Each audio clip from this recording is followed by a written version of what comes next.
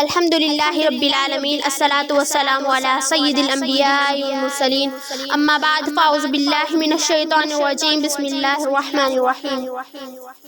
قال رسول اللہ صلی اللہ علیہ وسلم: لا یؤمن احدکم حتی اکون احب الیہ من والدہ ووالدیہ والناس اجمعین۔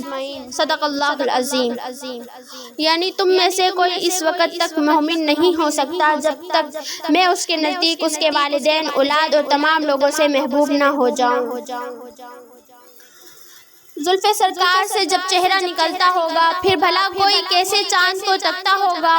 کتنی خوش بخت ہیں طیبہ کی وہ گلیاں جن میں محبوب وہ بن ٹھن کے نکلتا ہوگا، اور قابل رشک ہیں صدیق وہ آنسو تیرا غار میں آقا کے چہرے پہ جو ٹپکا ہوگا، اور راز چندہ کی ہنسی ہونے کا اب میں سمجھا خاک نائلین کو چہرے پہ وہ ملتا ہوگا۔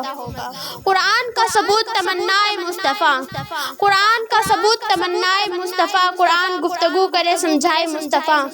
میں بھی پڑی ہوئی تھی گناہوں کے ڈھیر پر، اس گندگی سے مجھ کو اٹھا لائے مصطفیٰ۔